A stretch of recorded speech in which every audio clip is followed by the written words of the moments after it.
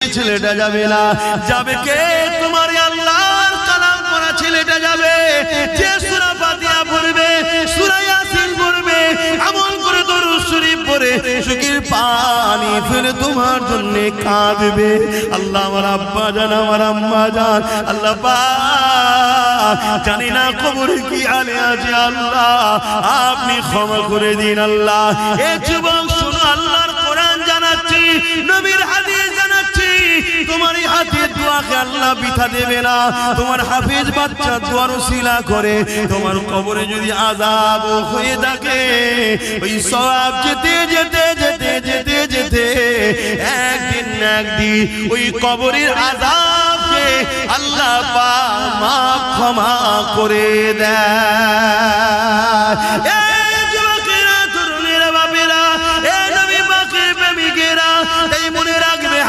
তৈরি করো, আলেম তৈরি করো, কেন কিয়ামতের দিনেতে এদের সাথে হাসর নাসর হবে। নবী আমার বুখারীর মধ্যে জানিয়ে দিলে, এ দুনিয়ার মানুষেরা দুনিয়ায় যে একে ভালোবাসবে সে তার সঙ্গে হাসর নাসর হবে। এই কোরআনকে মহব্বত করো, কোরআনকে পিয়ার করো। নিজে পড়তে তো আর পারলে না, কমসে কম একজন উপযুক্ত কাউকে তৈরি করো।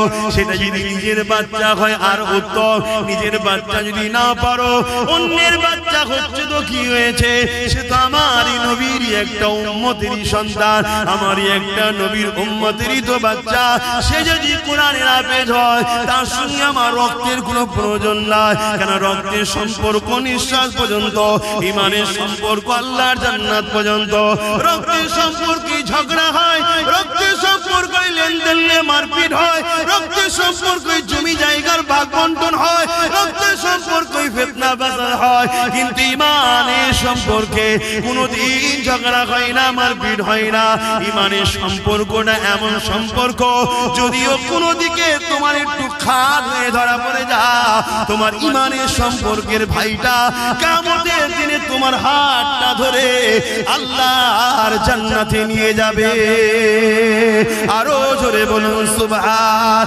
এই যুবকেরা, তরুণেরা, আর একটা কথা বলি শোনো, কিয়ামতের দিনে যখন আল্লাহ বিচারের দিন করবে, ওই দিনে কোরআনকে আল্লাহ সুন্দর করে সাজাবে। দুনিয়ায় যে ছাপা কোরআন রয়েছে, এটা নয়, লাউহে মাহফুজে যেটা রয়েছে, সেই লাউহে মাহফুজের মধ্যে যা লেখা আছে, ওই লেখা কিন্তু এই কোরআনের মধ্যেই রয়েছে। 27 বছর ধরে আমার নবীর উপরে একটার পর একটা বার, একটার পর একটা করে এইভাবে নবী পাক সাল্লাল্লাহু উপরে এসেছে। এই যুবকেরা, তরুণীরা, বাপেরা, কিন্তু এটা সেই কোরআনেরই অংশ ছাপা, কিন্তু অরিজিনাল যেটা লাউহে মাহফুজে রক্ষিত রয়েছে, ওইটাকে আল্লাহ সুন্দর করে সাজাবে, তাকে চলার ক্ষমতা দেবে, সে আল্লাহর আরশে আজিমে নিচে চলতে থাকবে। আল্লাহ পাক তাকে জিজ্ঞাসা করবে, আমার কালামুল্লাহ, আজ কি আপনি কিছু চাইবেন আমার কাছে? ওই সময় আল্লাহর কালাম কোরআন বলতে লাগবে, আল্লাহ, দুনিয়ায় একজন লোক আমার বড় বিরোধী করেছিল, আবার একজন লোক আমাকে মহব্বত করে সিনার মধ্যে যত্ন করে রেখে দিয়েছিল, একজন লোক আমাকে মিটাবার জন্য মাদ্রাসাগুলোকে ব্যান করেছিল, আবার একজন লোক কাঠের পয়সা খরচ করে ওই মাদ্রাসাকে প্রতিষ্ঠিত করে ওখানে আপনার বান্দাদেরকে ভর্তি করে তাদেরকে কোরআন শিখিয়েছে, তারা সিনার মধ্যে রেখে দিয়েছিল। হে আল্লাহ, একদল লোক কোরআনকে মিটাতে চেয়েছিল, কোরআনের বিরুদ্ধে মিথ্যা বলেছিল, আবার একদল লোক কোরআনের পক্ষে আওয়াজ তুলেছিল। আলহামদুলিল্লাহ, আমি মনে করি কোরআন সেদিন আমার বিষয়ও বলবে। হে আল্লাহ, আব্বাস আমার পক্ষে আওয়াজ তুলেছিল, যারা কোরআন মিটাতে চেয়েছিল তাদেরকে মানবরূপী পশু বলেছি। হে আল্লাহ, কোরআনের পক্ষে দাঁড়িয়ে আমাকে পিয়ার করে আব্বাস কথা বলেছিল, এই বলাতে আব্বাসের অনেক দুশমন বেড়েছিল, তবে আব্বাস কোরআনকে ভালোবেসে আওয়াজ তুলেছিল। আজকে আপনার কালাম, কালামুল্লাহ, আমি আপনার কাছে আশা রাখি, সেদিন যারা কোরআনকে পিয়ার করেছে, কোরআনকে মহব্বত করেছে, কোরআনের মজলিস করেছে, কোরআনিয়া প্রতিষ্ঠান তৈরি করতে চেয়েছে, আল্লাহ তাদেরকে আজকে আমি জান্নাতে দেখতে চাই। আমার আল্লাহ কালামুল্লাহ নিজের কথাকে খুশি করার জন্য, কালামুল্লাহ মানে আল্লাহ নিজের কথা, নিজের কথাকে সম্মানিত দিবার জন্য আল্লাহ তাদেরকে জান্নাতে দিয়ে দেবে। কোন দিক দিয়ে যাদের সঙ্গে কোরআনের প্রেম ভালোবাসা ছিল, আরো জোরে বলুন সুবহান।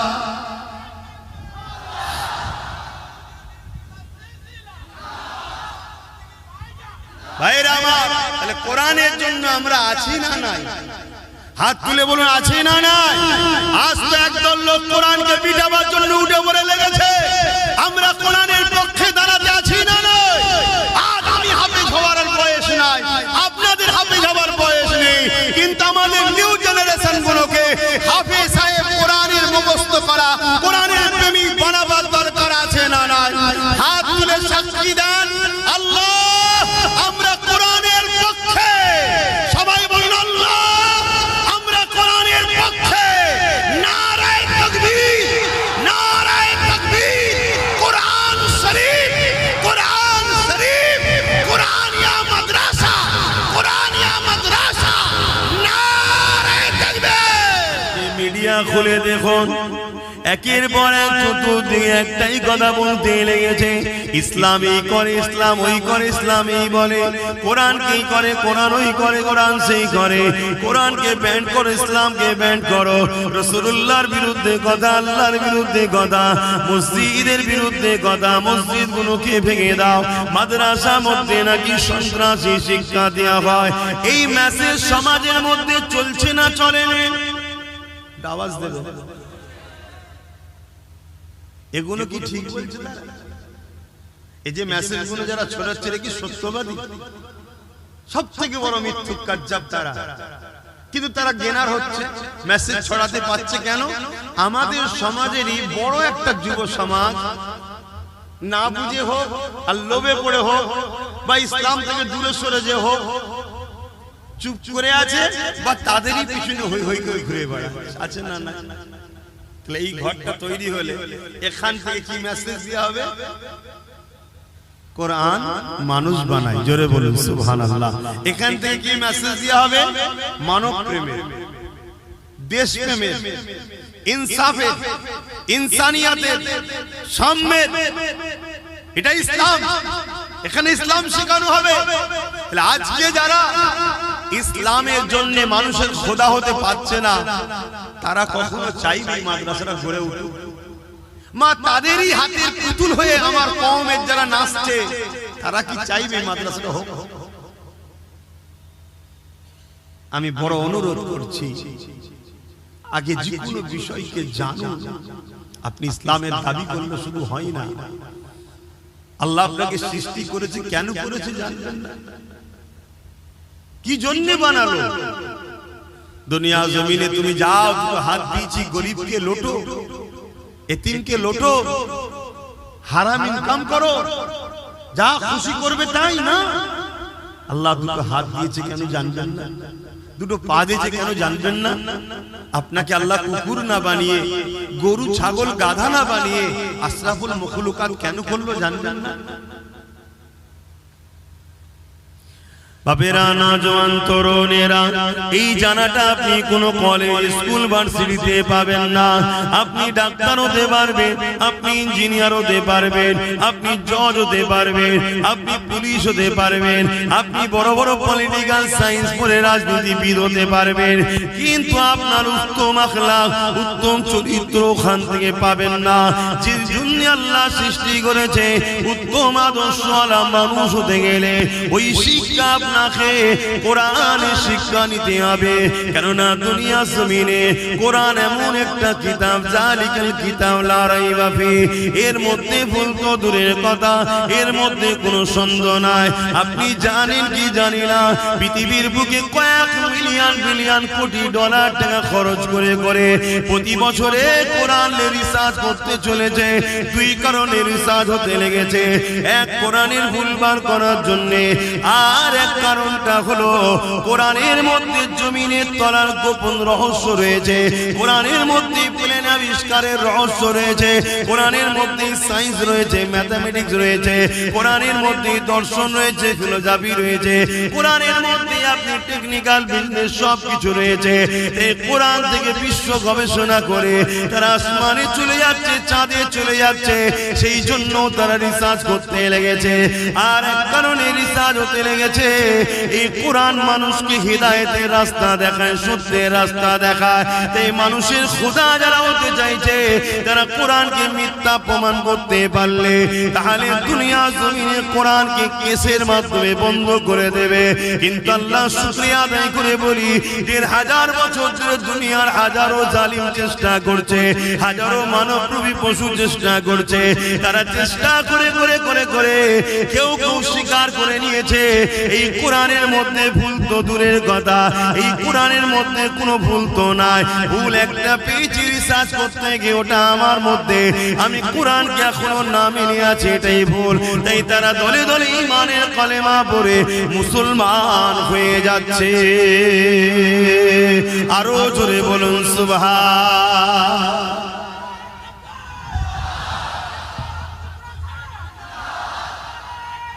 আল্লাহ, তাহলে আমাদের যুবকরা যদি আমাদের কাছে না আসে আমরা বুঝাবো কি করে? আর আমাদের কাছে এরা আসুক। দুনিয়ায় যারা তোমাদের খোদা হতে চাইছে তারা কখনো চাইবে? কথা বলো, চাইবে না। তারা হাজারো দিক দিয়ে আমাদের বিরুদ্ধে, যেমন কোরআনের বিরুদ্ধে মিথ্যা প্রচার করছে, রাসূলুল্লাহর বিরুদ্ধে মিথ্যা প্রচার করছে, দ্বীনের বিরুদ্ধে মিথ্যা প্রচার করছে। তারা হাজারো দিক দিয়ে আমাদের বিষয়ে মিথ্যা প্রচার করছে, যাতে করে তোমরা উলামাদের কাছে না যাও, যাতে করে তোমরা মাদ্রাসা মসজিদে দান না করে ফেলো, যাতে করে তোমাদের এখান বা বিভিন্ন জায়গায় মাদ্রাসা না গজিয়ে ওঠে। খুব ভালো করে বোঝো, আমার দেশের উত্তর প্রদেশে 25,000 মাদ্রাসাকে ব্যান করে দেওয়া হয়েছে। জানো কত? 25,000। কারণ কি? জীবনে একটা দেখাতে পারবেন যে মাদ্রাসা থেকে পড়াশোনা করে কোন ছেলে তার মাকে বৃদ্ধাশ্রমে দিয়েছে? কথা বলে। বৃদ্ধাশ্রমটা বিজনেস না বিজনেস নয়? বৃদ্ধাশ্রম যারা করে এটা বিজনেস না বিজনেস নয়? জোরে বলুন, বিজনেস। মুসলিম সমাজের মধ্যে যদি কেউ কোন মাকে বৃদ্ধাশ্রমে দিয়েছে, সে কখনো জান্নাত যাওয়া তো দূরের কথা, জান্নাতের খুশবু পাবে না। সে যত বড়ই নামাজি হোক, হাজি হোক, মুফতি হোক, মাওলানা হোক, যাই হোক, ওর মা যদি কোনোদিন ওর ব্যবহারে একবার তাম পৃথিবীর মলি সাহেবকে দোয়া করি, ওকে জান্নাতে কেউ ঢুকাতে পারবে না। এই শিক্ষাটা আমরা দিই না, দিই না। এই শিক্ষা যদি দেওয়া হয়, তাহলে বৃদ্ধাশ্রমে মুসলমানদের মায়েরা যাবে কেন? সে ডাক্তার হোক, ইঞ্জিনিয়ার হোক, উকিল হোক, জজ হোক, সিএম হোক, পিএম হোক, ডিএম হোক, জেলার সাহেব হোক, পীর সাহেব হোক, মুফতি হোক, সে বলবো রে সর্বনাশ, মাকে না ভালোবাসলে, বাপকে না ভালোবাসলে এ তো জাহান্নামে যেতে হবে। আমি জেলার সাহেব হই, মা বাপকে ভালোবাসতে হবে না? হবে না? মা বাপের খেদমত করবে না? করবে না? মা বাপের খেদমত যত মুসলমানরা বাড়াবে, তাহলে বৃদ্ধাশ্রমের লস হবে না? হবে না? কারবার কথা বলছো না? তারা কখনো চাইবে মাদ্রাসা হোক? তারা কখনো চাইবে আলেম হাফেজরা এই কথা সমাজে শোনাক? তারা কখনো চাইবে ইসলাম বড় দরদর করে আরো এগিয়ে যাক? আমার কথা বুঝছেন? বাবেরা, নওজোয়ান তরুণেরা, ইসলাম আমাদেরকে ইনসাফ শিখিয়েছে, ইসলাম আমাদেরকে ইনসানিয়াত শিখিয়েছে, কোরআন আমাদেরকে মানবতা শিখিয়েছে, কোরআন আমাদেরকে ইনসানিয়াত শিখিয়েছে, নূর নবী আমাদেরকে একত্ববাদ আল্লাহ চিনিয়েছে, আমাদের ঘরে নিজেদের মালিককে চিনিয়েছে। এ যুবকেরা, তরুণেরা, বাপেরা, আজকে দুনিয়া জমিনে পৃথিবী জুড়ে উঠে পড়ে লেগেছে মাদ্রাসাগুলোকে শেষ করে দিবার জন্য, কোরআনের বিরুদ্ধে ষড়যন্ত্র করতে লেগেছে, আল্লাহর দ্বীনকে মিটাবার জন্য ষড়যন্ত্র করতে লেগেছে। এটা আজকে নতুন নয়, এর আগেও হয়েছিল। যেমন চিঙ্গিস খান নাম শুনেছে, সে অনেক চেষ্টা করেছিল আমার রাসূলুল্লাহ দ্বীনকে মিটিয়ে দেবে। একটা দুটো নয়, আলেম উলামা মিলিয়ে 1 কোটির উপরে মুসলমানের দিন, ওই দিন আব্বাসকেও দিতে হবে। তোমরা যারা বিরোধী করছো, মিথ্যা মিথ্যা তোমাদেরও দিতে হবে। আমাকে একা দিতে হবে ভেবুনি, তোমাদেরও দিতে হবে। এ নওজওয়ানেরা, যা সব বিষয় ছেড়ে দিলাম, যে বিষয় আমি বলছিলাম, আল্লাহকে ভালোবাসেন, নবীকে ভালোবাসেন, প্যার করেন, এই দুদিনে দুনিয়ার মায়াজালে দুনিয়া আখিরাতকে হারিয়ে ফেলবেন না, কেননা দুনিয়া একটা ধোঁকার জায়গা। ইব্রাহিম আলাইহিস সালাম যখন বললেন যে একবার আল্লাহকে ডাকো, আমার যা সম্পদ আছে হাতে দিয়ে দেবো, ওই সময় জিবরাইল আলাইহিস সালাম আল্লাহু আকবার বলে ডাক দিলেন। হুজুর যে মোষ বকরি দুম্বা চড়াতে তার অর্ধেকটা নিয়ে এসে দিয়ে দিলেন। হযরতে জিবরাইল সাল্লাম চলে যেতে লাগলেন। ইব্রাহিম নবী আবার ডাক দিলেন, ও আল্লাহ পাকের মখলুক আর একবার ডাক দিন। কি দেবে এবারে ডাকলে? আর একবার আল্লাহ ডাকলে বাকি যত আমার ঘরে গৃহপালিত পশু রয়েছে সেগুলোকে দিয়ে দেবো। হযরতে জিবরাইল সাল্লাম ডাক দিলেন, বাকি যা আছে দিয়ে দিলে। আবার চলে যেতে রয়েছে জিবরাইল সাল্লাম বলতে লাগলে, আর একবার ডাক দিন আমার আল্লাহকে। ওই সময় জিবরাইল সাল্লাম বলছেন, এবার ডাকলে আপনি কি দেবে? ওই সময় ইব্রাহিম আলাইহিস সালাম বললেন, এতগুলো পশুকে আপনি লালন পালন কি করবেন? চড়াবার জন্য তো লোক লাগবে, আমি নিজেকে ফ্রিতে আপনাকে দিয়ে দেবো। আপনার এই পশুগুলোকে লালন পালন করব, আপনার সাথে আমি নিজে চলে যাব। একটা আল্লাহর নাম শোনার জন্য একবার প্রেম দেখুন। কে? আমাদের আব্বা। আমাদের এক চুল পরিমাণ হচ্ছে না, কত দূর আমরা সরে গেছি বাপের থেকে।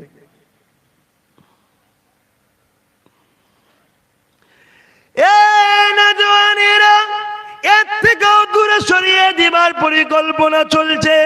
তাই তো প্রথমেই বললাম আল্লাহর আদেশ সবতে থাকেন, কারণ আল্লাহ কোরআনের মধ্যে জানিয়ে দিলেন, ইয়া আইয়ুহাল্লাযীনা আমানুত্তাকুল্লাহা ওয়া কুনু মা'আস সাদিকিন। হে বিশ্বাসী ইমানদারের আল্লাহকে ভয় কর এবং সত্যবাদীর অনুসরণ করে চল। এই সত্যবাদী কারা? মিনান নাবিয়্যিন ওয়াস সিদ্দীকিন ওয়াস শুহাদা ওয়াস সালিহিন। যারা নবীন, সিদ্দীকিন, শুহাদা, সালিহিন, যাদের সম্বন্ধে আল্লাহ বলেছে উলাইকা রাফিকা, এরা আল্লাহর পরম প্রিয় বান্দা। এ যুবকেরা, তরুণেরা, আপনারা মানুষ চিনবেন কি করে, বুঝবেন কি করে? তাদেরও দুটো চোখ, আপনাদেরও দুটো চোখ, তাদেরও দুটো কান, আপনাদেরও দুটো কান, তাদেরও দুটো হাত, আপনাদেরও দুটো হাত, তাদের দুটো পা, আপনাদেরও দুটো পা। কি করে বুঝবেন? আবার আলেমদের মধ্যে দুটো দল আছে, একটা ইবলিসের পক্ষে, একটা রাসূলের পক্ষে। কি করে আপনারা বুঝবেন? দুটো আলেমের মাথায় টুপি, দুজনের মুখে দাড়ি, দুজনেই পরনায় জুব্বা, দুজনেই কোরআন পড়ে, দুজনেই হাদিস বলে, দুজনেই নামাজ বলে, দুজনেই রোজা রাখে, দুজনেই হজ করে, দুজনেই যাকাত দেয়, দুজনেই দান করে। আপনারা মানুষ চিনবেন কি করে? তাই বলে দিয়ে যায়, চিনার জন্য নামাজকে মাপকাঠি করবেন না, রোজাকে মাপকাঠি করবেন না, হজকে মাপকাঠি করবেন না। চিনার জন্য সব থেকে উত্তম রাস্তা হলো রাসূলের আদব আর প্রেম। এই যুবকেরা, কেননা নবীর আদব আর প্রেম এটা ইমানের বৈশিষ্ট্য। ইমান যার মধ্যে রয়েছে সেই কামিয়াবি হবে। কারণ নবী আমার জানিয়ে দিলে আমার উম্মত দাবিদারদের মধ্যে ৭৩ দলে বিভক্ত হয়ে যাবে, ৭২ দল জাহান্নামে চলে যাবে। ওই ৭২ দলের লিডার নেতৃত্ব দেবে আলেম, ওই ৭২ দলে নামাজ থাকবে, ৭২ দলে রোজা থাকবে, ওই ৭২ দলে হজ থাকবে, যাকাত থাকবে। এক কথায় আমলের কোনো কমজোরি থাকবে না। কিন্তু এই ৭২ দলে একটা জিনিস থাকবে না। কি থাকবে না? ইয়া রাসূলুল্লাহ, আল্লাহ নবী বলেছিলেন, আমার হাইয়া থাকবে না, আমার আদব, আমার প্রেম থাকবে না। এই জন্য ওদের আমল জিন্দেগি থাকার পরও বরবাদ হয়ে যাবে। আর যে দলটা জান্নাতি হবে, ওই দলটার মধ্যে এলেম থাকবে, আমল থাকবে এবং প্রেম আর আদব থাকবে।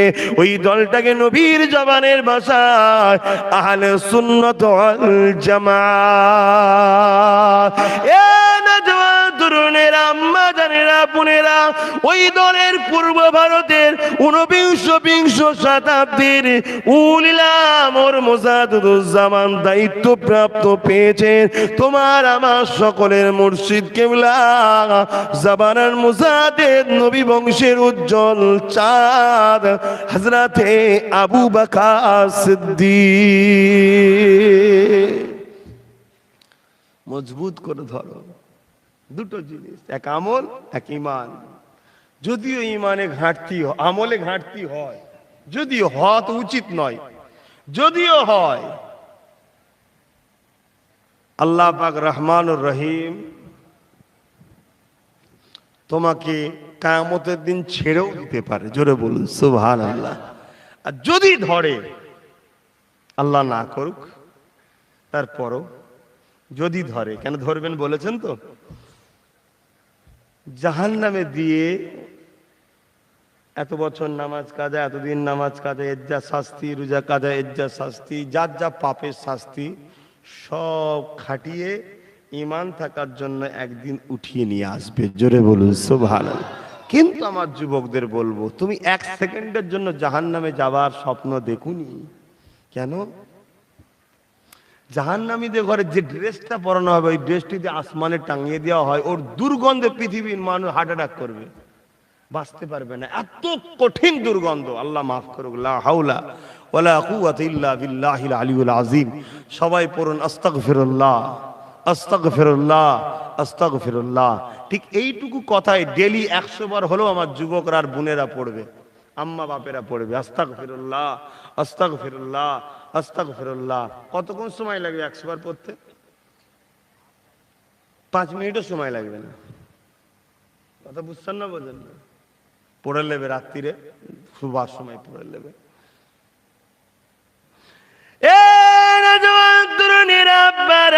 আল্লাহ নবীকে প্রেম যারা করেছে দেখে শিক্ষা নিন। আজ আমরা সামান্য নবীকে খুশি করার জন্য, আল্লাহকে খুশি করার জন্য নবী রেখে যাওয়া কোরআন সুন্নাহ আর আহলে রাসূলদেরকে মজবুত করে ধরতে পারছি না। কারণ নবী আমার বলেছেন, আমি তোমাদের কাছে 3টে জিনিস রেখে গেলাম। এই যুবক তোমরা শুনলে হয়তো অবাক হয়ে যাবে, কেন এতদিন শুনেছো নবী দুটো কথা বলেছে। হ্যাঁ, অবশ্যই নবী দুটোর কথা বলেছে, আর এক হাদিসে নবী দুটোর বিষয়ে বলেছে। এক হাদিসে বলেছে কিতাবুল্লাহ, আমি আল্লাহ আমার আল্লাহর কিতাব, ও সুন্নতে রাসূল, আমি নবী আমার সুন্নাত। আর এক হাদিস আল্লাহ নবী বলেছে কিতাবুল্লাহ, আল্লাহ পাকের কিতাব। দ্বিতীয় নম্বর বলেছে আহলে বাইতি, আমি নবী আমার পরিবার। তাই নবী আমার 3টে জিনিস রেখে গেছে, কিতাবুল্লাহ আল্লাহ পাকের কিতাব, সুন্নতে রাসূল নবী সুন্নাত। 3 নম্বর হলো আহলে বাইতি, নবীর বংশধর, নবীর পরিবার। এ যুবকেরা, তরুণেরা, বাপেরা, এই 3টেকে মজবুত করে ধরে রাখে, ঈমানটাকে বাঁচাবার চেষ্টা করে। আল্লাহ নবীকে যেভাবে সাহাবারা ভালোবেসে ওইভাবে ভালোবেসে রাখে। আল্লাহ নবী মদিনার নববী শরীফে বসে আছে, এক একজন সাহাবা নবী পাককে এক একটা বিষয় বলে। কোন সাহাবী উঠে বলে, ইয়া রাসূলুল্লাহ, হাবিবাল্লাহ, আমার মনের বড় ইচ্ছা হুজুর, আমি আপনার সর্বসময় দিনে নামাজ পড়বো, সারা রাত দাঁড়িয়ে দাঁড়িয়ে নামাজের মধ্যে কাটাবো। আর এক সাহাবী বলতে লেগেছে, ইয়া রাসূলুল্লাহ, হাবিবাল্লাহ, আমার মনে হয় সর্বসময় বাইতুল্লাহকে তওয়াফ করতে থাকবো। আর এক সাহাবী বলতে লাগে, ইয়া রাসূলুল্লাহ, হাবিবাল্লাহ, বছরে 5টা দিন ছাড়া সারা বছর রোজা রেখে রেখে কাটাবো। এক একজন সাহাবী এক একটা কথা বলতে গেছে। ওই সময় একজন সাহাবী উঠে দাঁড়িয়ে বলল, যিনি তোমাদের রুহানি আবার দাদু জান হয়, শোনো যুবক, তোমাদের নসিবটা কত আল্লাহ বড় করেছে। নিজে হাতে করে নিজের নসিবের গলা দাফন মেরে দিও না, নিজে হাতে করে নিজের নসিবটাকে গলা টিপে মেরে দিও না।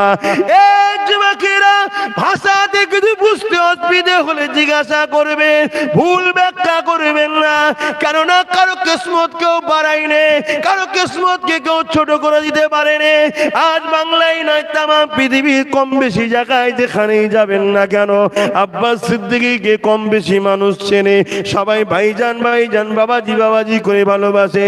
এই কিসমতটা কোনো মানুষ লেখে নে, এই কিসমতটা আল্লাহ দিয়েছে। তুমি হাজারো চেষ্টা করে রুখে দিতে পারবে না। হ্যাঁ, এটাকে রুখতে একজনই পারে, যিনি দিয়েছে তিনি কেড়ে নিতে পারে। তাই সর্বসময় হাত তুলে বলি, মালিক রেগে যাবেন না আমার উপরে, কারণ আমি উপযুক্ত নয়। তুমি যা নিয়ামত দিয়েছ এই নিয়ামতকে সহ্য করার, তবে রেগে আপনি যাবেন না, কেন আপনি রাখলে দুনিয়া আমার শেষ, আখিরাতও আমার শেষ। এটা আমি চাই সাহায্য মালিকের যেন হয়। এই যুবক যে কথা বলছিলাম, ওই সময় সাহাবীরা উঠে দাঁড়িয়ে বললে, ইয়া রাসূলুল্লাহ, ইয়া হাবিবাল্লাহ, হুজুর আপনি যদি ইজাজত দেন আমারও কিছু ভালো লাগে হুজুর, আমি বলবো। আল্লাহ নবী বললেন, বলো বাবা কি ভালো লাগে? ওই সাহাবীরা বলতে লাগলেন, ইয়া রাসূলুল্লাহ, ইয়া হাবিবাল্লাহ, আমার সর্বসময় ভালো লাগে আপনার নূরের চেহারার দিকে তাকিয়ে। আর কি ভালো লাগে ইয়া রাসূলুল্লাহ?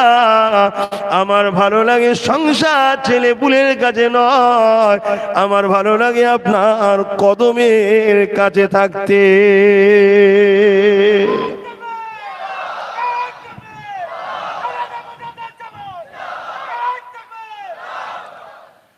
কেউ নামাজের কথা বলল, কেউ কাবা তওয়াফের কথা বলল, কেউ রোজা রাখতে ভালো লাগে বলল। আহারে, ইনি বললেন, হুজুর আপনাকে ভালো লাগে, সবকিছু আপনাকে দিয়ে দিতে ভালো লাগে, আপনার কদমের কাছে বসে থাকতে ভালো লাগে। হাই হাই হাই, আল্লাহ শ্রেষ্ঠ নিয়ামতটাকে ধরে নিয়েছে। আল্লাহ সৃষ্টির মধ্যে যা কিছু আছে সব থেকে শ্রেষ্ঠ কে? বলুন বলুন, মুহাম্মদ রাসূল, তিনাকে ধরে নিয়েছে। এই যুবকেরা, আল্লাহ নবী খুশি হয়ে গেলেন, দোয়া করে দিলেন, বাবা যাও, আল্লাহ তোমার মনে আশা কবুল করে নেন। নবী পাকের দোয়া মিস গেল না, কবুল হয়ে গেল। কেমন ভাবে কবুল হলো দেখুন। আরে নবী আমার যখন হিজরত করতে লাগবে বললেন, ওই মানুষটাকে নবী বললেন, তুমি আমার সাথী হবে। এবারে হয়তো সবাই বুঝতে পেরে গেছেন যে আমাদের দাদুর কথা বলছি, তাই তো নাকি গো? তোমাদের দাদু হয়? হ্যাঁ কি না? কারা কারা বলছেন দাদু হয় একটু হাত তুলে দেখেন। আলহামদুলিল্লাহ, কিছু বুঝে বুঝে হাত তুলছেন তো নাকি? কার কথা বলছি? কে? ফুরফুরা শরীফে? হ্যাঁ, রাসূলের প্রথম সাহাবী, রাসূলের শ্বশুর, আউয়াল খলিফা। তোমরা যারা দাদা হুজুরের রুহানি সন্তান, উনিও তোমাদের রুহানি দাদু, এটা মনে বিশ্বাস রাখতে পারো। এবার যদি মনের মধ্যে নোংরা থাকে, ঝগড়া করার মন মানসিকতা, সে নাও রাখতে পারে, বা সেটা তার ব্যাপার। আমি কি করতে পারি? জোর করে তার কাউকে কিছু দিয়ে দেওয়া যায় না। দেওয়া যায় কি? এ তার ওষুধ নাই, ধর দুজন চারজন মিলে ধর তো বুকের উপরে উঠে গাল টিপে খাইয়ে দিয়ে, এই হয় কখনো?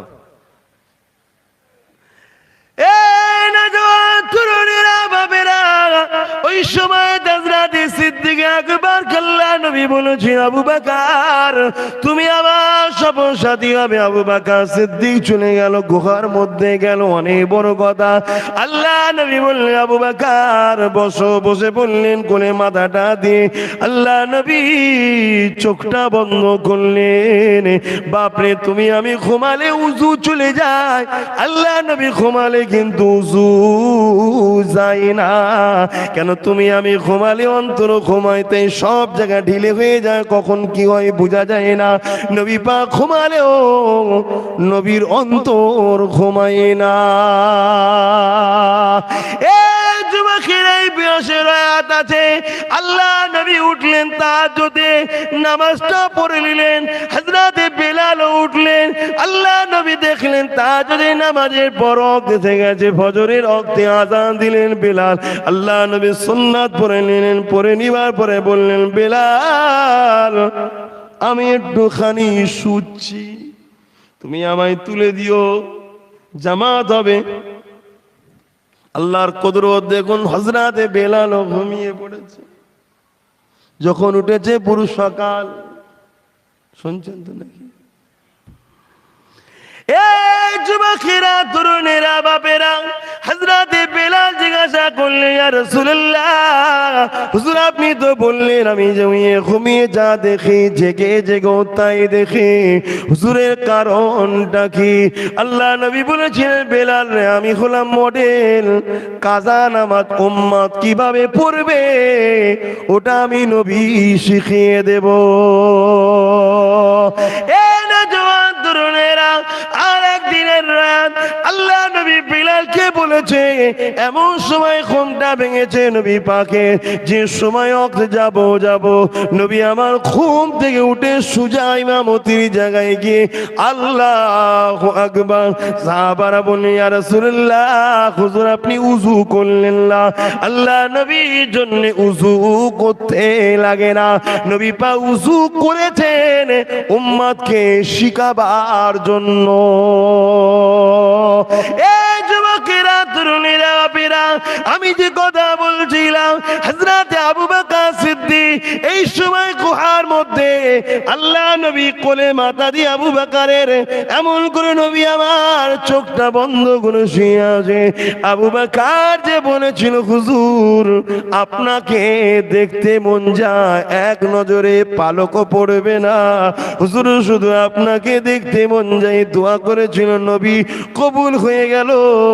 ওখানে চারিদিকে চতুর্দিক দিয়ে কথা বলে, নবী কখনো এর দিকে তাকায়, ওর দিকে তাকায়, কখনো চোখ এদিক ওদিক আবু বকর হয়ে যায়। কিন্তু এমন একটা সুযোগ পেয়েছে আবু বকর, এখানে দ্বিতীয় কেউ নয়, আবু বকর রয়েছে, রাসূল রয়েছে, অবশ্যই আল্লাহ তো সবার সাথে আছে।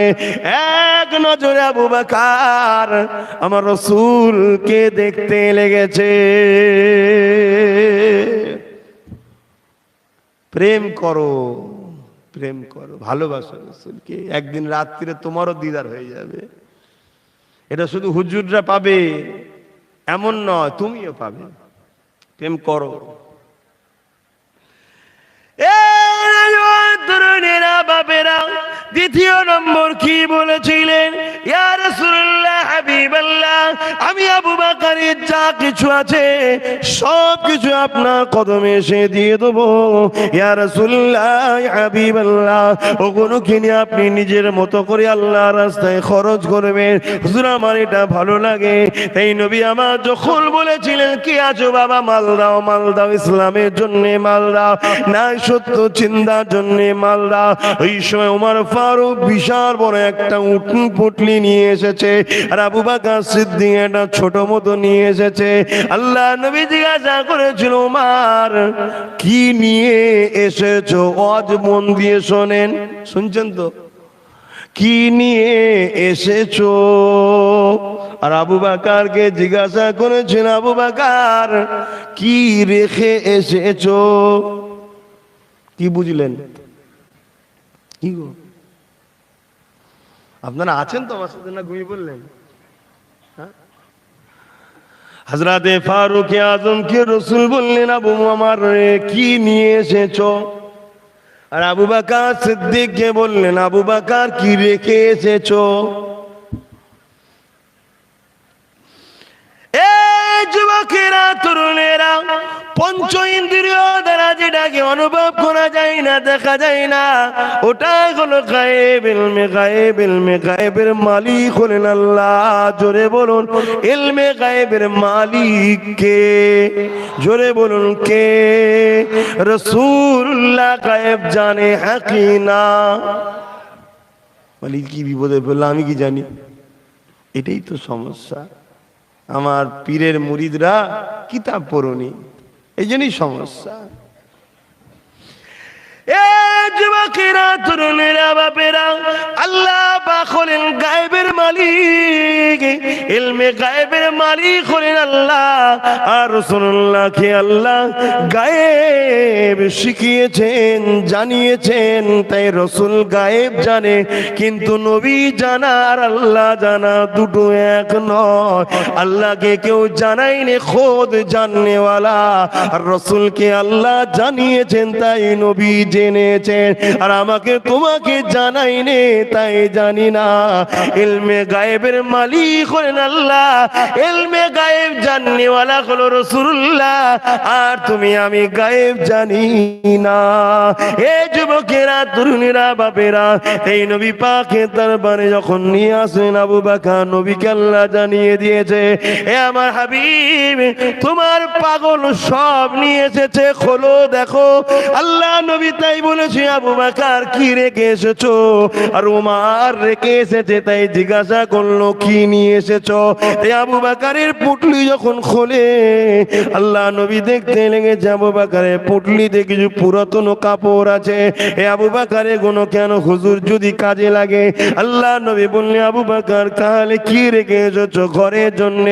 ইয়া রাসূলুল্লাহ, হে হাবিবাল্লাহ, আমি আমার ঘরে আল্লাহর নবীকে রেখে এসেছি। এ নবী পাকের প্রেমিকেরা, ও সিদ্দিক আকবরের প্রেমিকেরা, ও দাদা হুজুরের সিলসিলা অনুসারী অনুগামীরা, শুনে রেখে দাও, সিলসিলা কাকে বলে? একটার পর একটা, তাবকার পর তাবকা, সিঁড়ি শিকল পরস্পর, অর্থাৎ আহলে সুন্নাত ওয়াল জামাতের সিলসিলার ২৯ শতাব্দীর আল্লাহ পাক উলিল আমর মুজাদ্দিদ করেছেন দাদা হুজুর পীর কেবলাকে। এই সিলসিলার মালিক হলেন আমার রাসূলুল্লাহ। রাসূল থেকে শুরু আবু বকর, আবু বকর থেকে উমর, উমর থেকে উসমান, উসমান থেকে আলী, হুজুরদের মাধ্যমে এইভাবে যে একটার পর একটা পৃথিবীতে ছড়িয়ে যাচ্ছে, এই পরস্পরটাকে সিলসিলা বলা হয়। কিন্তু দলটার নাম ফুরফুরা নয়, দলটার নাম দাদা হুজুর নয়, দলটার নাম হলো কোরআনের ভাষায় হিজবুল্লাহ, হাদিসের ভাষায় হলো আহলে সুন্নাত ওয়াল জামাত। অনেক দল আছে বাপ, থাকতে পারে, থাকবে, হবে।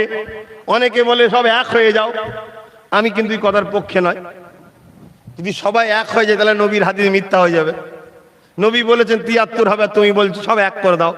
না, আমি একের পক্ষে, আমি সব একের পক্ষে নয়। যত আহলে সুন্নাত ওয়াল জামাতের ছোট ছোট ছোট ছোট দরবার আছে, উলামা আছে, প্রতিষ্ঠান আছে, সেগুলো এক জায়গায় করো। কথা কিছু বুঝতে পারলেন? আহলে সুন্নাত ওয়াল জামাত, কেন এই পৃথিবীতে অনেক আহলে সুন্নাত ওয়াল জামাতের দরবার আছে, নেই কে বলেছে? অনেক আছে। পূর্ব ভারতে দাদা হুজুর পীর কেবলা আছে, ওই ভারতে হাজী ইমদাদুল্লাহ মুহাজির মাক্কি আছে, শাহ উলিল্লাহ মুহাদ্দিস দেলুবি আছে, আর একদিকে কারামত আলী জনপুরি সাহেব আছে। এরকম যত হক সিলসিলা, হক দরবার আছে, এক হও। ভালো জিনিস তো, এক হওয়া তো দরকার। আমরা এক কোরআনের পক্ষে, এক কাবার পক্ষে, এক রাসূলের পক্ষে, এক আল্লাহর পক্ষে, আমাদের শরিয়াতের বিধান ইসলাম, আহলে সুন্নাত ওয়াল জামাত এক আকীদার পক্ষে, এক হওয়া তো দরকার। ছোটখাটো বিষয়, ওখানে আজান দেবে না, এখানে আজান দেবে, কথা বুঝে আসছে না? কতটা হাত তুলবে, কতটা নিচু করবে, এসব ছোটখাটো বিষয় নিয়ে না এ করে মূল জায়গা যখন আমাদের এক হওয়া তো দরকার। কিন্তু যত একই হোক, আমাদের কিন্তু সবার আগে ইমাম মুজাদ্দিদ জামান দাদা হুজুর থাকবে, দাদা হুজুরের পিছনে ৫ হুজুর খলিফারা থাকবে, তাদের পিছনে তাদের আওলাদরা থাকবে, তারপর আমরা সবাই থাকবো। ঠিক না বেটি? এখান থেকে লাভ মেরে ওইখানে ওই খুলনায় ঢুকে যাব না বাপ।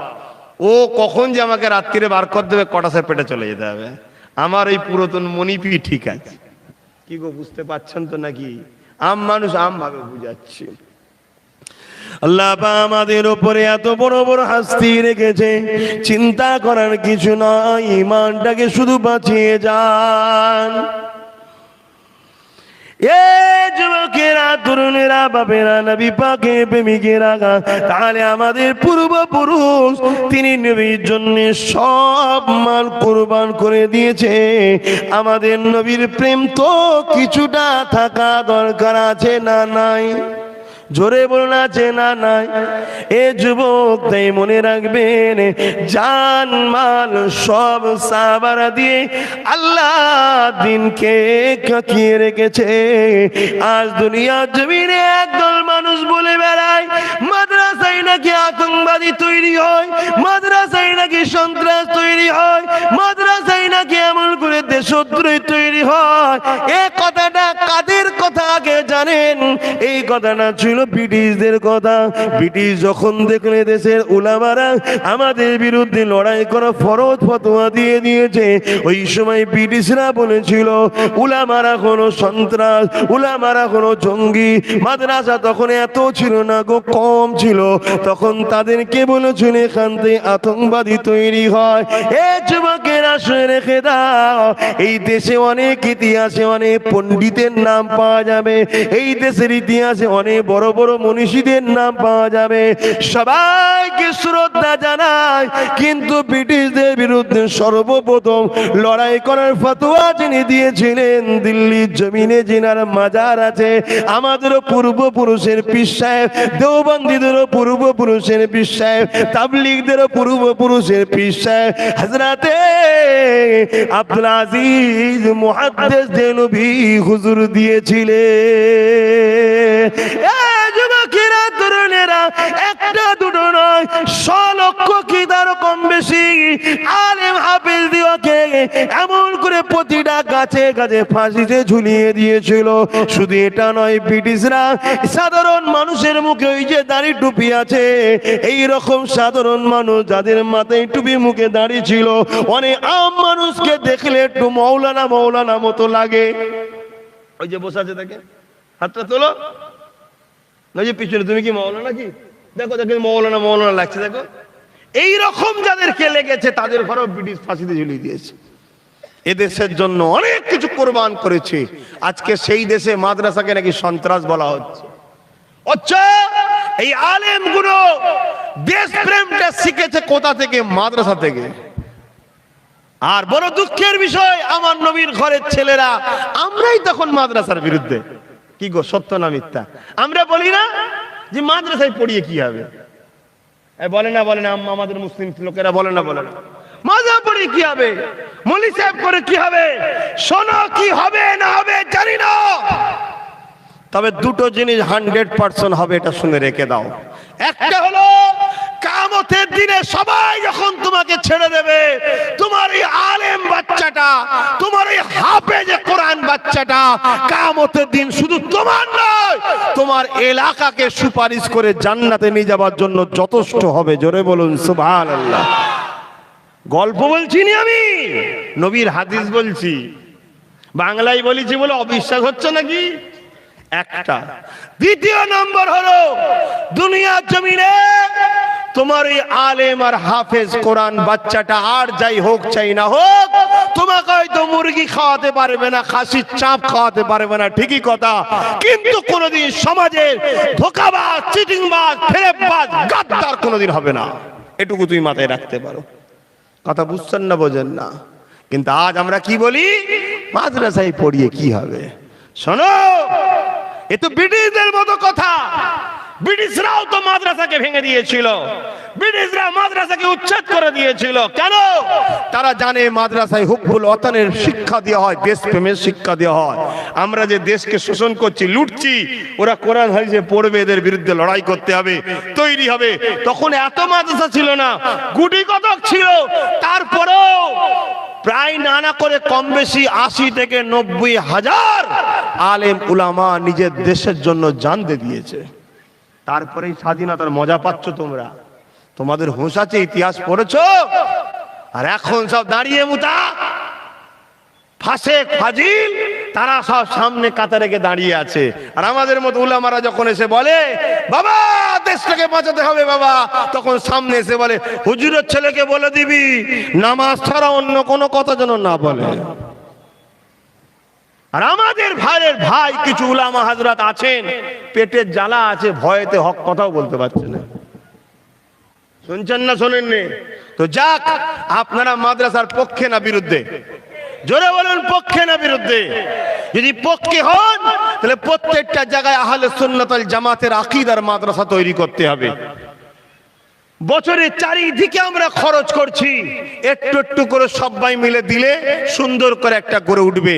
তাই এখানে যতজন বসে আছে এর মধ্যে থেকে 20টা পক্ষের মানুষ লাগবে যারা 2000 করে এই মাদ্রাসায় দেবে, 30টা পক্ষের মানুষ লাগবে যারা 1000 করে এই মাদ্রাসায় দেবে, 50টা পক্ষের মানুষ লাগবে যারা 500 কোটি টাকা এই মাদ্রাসায় দেবে।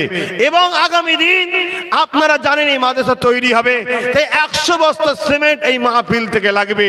ছেলেরা আছে লিখবে, ততক্ষণ অজ করব। 20টা লাগবে 2000, 30টা লাগবে 1000, 50টা লাগবে 500, আর 100 লাগবে হচ্ছে সিমেন্ট 100 বস্তা। আশা করছি এতগুলো মানুষের মধ্যে দিতে পারবে না? কি গো, পারবে না? আচ্ছা, প্রথমে একটু হাতটা তুলে নি। 20টা কারা 2000 করে দেবেন? একটু হাত তুলুন। 2000 করে 20 জন। হাতটা শুধু গুনে নেবো। নাম বলতে লাগবে নাকি? এই নাম বলতে লাগবে? আল্লাহকে খুশি করার জন্য দান করো। একটু হাতটা তোলেন, গুনে নিয়ে একবার 2000 করে। একটা, দুটো, কে 2000 দেবেন বলে রেখে জানো? দুটো, তিনটে, তুমি 2000 দেবে? চারটে, আর কে? 5টা, 6টা, 6টা হলো 2000 করে। আমি 20টা মানুষ 2000 চেয়েছি, কই? আর কই? তাহলে বলুন বাপ, শুনতে খুব ভালো লাগে বাপ, শুনতে খুব ভালো লাগে। আব্বাস সিদ্দিকী 100 বিঘে জায়গা কিনে নলেজ সিটি করছে, শুনতে খুব ভালো লাগে। যে করে সে বোঝে কি হচ্ছে। আমার উপরে যদি আপনাদের হিংসা বা রাগ থাকে তাহলে তো দূরে থাকতেন, আসতেন না। নিশ্চয়ই ভালোবাসেন তাই এসছেন। আজ আমি 2000 করে টাকা এই প্রতিষ্ঠানটার জন্য চাইলাম 20টা মানুষের কাছে, তার মধ্যে 6টা মানুষ দিয়ে হাঁপিয়ে গেলেন। তাহলে কি হবে বলুন? আর 4টে কমসে কম দিন 10টা করেন, কমিয়ে দিচ্ছি, 10টা করেন। এই 4টের মধ্যে সর্বপ্রথম কি হাত তুলবেন যে আমিও 2000 টাকা দেবো? 10 জন থাক, 10 জন 2000 করে দেন, আর 20 জন 1000 করে দেবেন খনি। এই 10 জনের মধ্যে প্রথম কি হাত তুলছেন? কে দেবে ভাই? পারবে তো ইনশাআল্লাহ? ওই একটা, দুটো উঠে গেছে, আর দুটো বাকি। এই দুটোর মধ্যে প্রথমে কে আছে দেখি? আর দুটো দরকার। মারহাবা, একটু হাত তুলে দেন লম্বা করে। মোট 10টা, 8টা উঠে গেছে। এই দুটো কে আছে ভাই? আর দুটো মানুষ পাওয়া যাবে না এতগুলোর মধ্যে থেকে যে আমি দেবো আর 2000 টাকা, আর 200 মানুষ। জি, আপনি পারবেন? তাহলে এতক্ষণ কি চিন্তা করলেন যে 1000 হাত তুলবো মনে হয়? হ্যাঁ,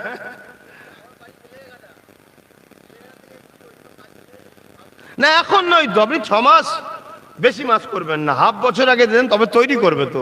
গত বছরের কোনো তুলেছে? কোথায় গেল এরা? তাহলে ফোন করে করে দেয় নেবে, যা প্রতিষ্ঠান হবে কি করে? আপনারা হয়তো ভাবছেন এই তো এত টাকা গতবার তুলেছিল, কাজ কোথায়? আরে না দিলে কি করে হবে? তাহলে বলুন, আমার কমকে ধ্বংস তো আমরাই করছি। কেন বেকার তার পিছনে সব সমালোচনা করছেন?